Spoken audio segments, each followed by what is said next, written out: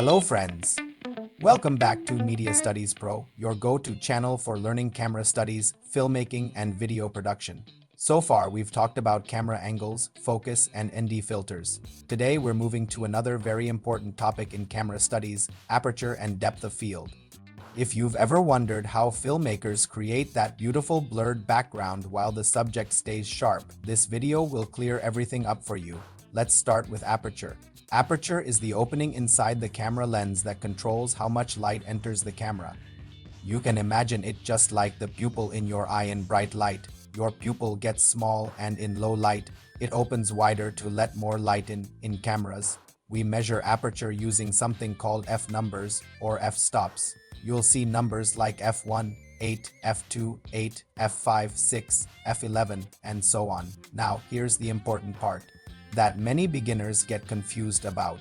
It feels a little counterintuitive at first. A small f number, like f1, 8, actually means a very wide aperture opening, which lets in a lot of light.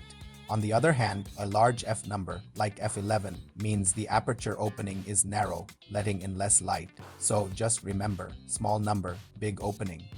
Big number, small opening. So why is this so important? This brings us to depth of field.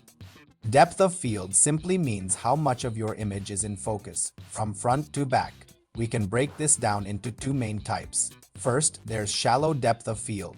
This is when only your subject is sharp, and the background behind them is beautifully blurred.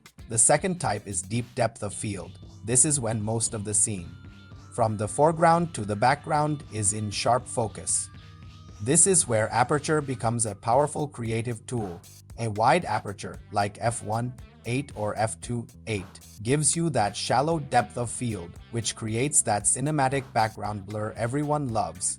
Conversely, a narrow aperture, like f8 or f11, gives you a deep depth of field, where everything in your shot looks sharp. This is the secret behind why movies and professional videos often use wide apertures. It helps separate the subject from the background, making them pop. Filmmakers love using a shallow depth of field for a few key reasons. First, it immediately draws the viewer's attention directly to the subject, telling them exactly what's important in the frame. Second, it helps remove distracting elements in the background, cleaning up your shot. Third, it just creates a professional, high-quality, cinematic look. And finally, it can make your videos feel more emotional and focused. This is why you see blurred backgrounds so often in interviews, cinematic B-roll, and even social media reels. Let's look at some real-world shooting situations. If you're shooting portraits or interviews, you'll want to use a wide aperture like f1, 8 or f2, 8 to isolate your subject. Now, let's talk about some common mistakes beginners make. A big one is shooting wide open all the time at the widest possible aperture and accidentally missing focus. Remember, a wider aperture makes your area of focus much thinner, so you have to be precise. Another mistake is forgetting to adjust your aperture based on the lighting, conditions, or what the scene requires. A quick tip: always double-check your focus, especially when using wide apertures. Use your camera's focus speaking or magnification tools to ensure your subject's eyes are perfectly sharp. For those of you creating YouTube shorts or cinematic clips, here's a quick recipe for success. Use a wide aperture, position your subject relatively close to the camera, and then try to increase the distance between your subject and the background. This combination will instantly give you that professional, cinematic blur effect, even if you're shooting in a simple location.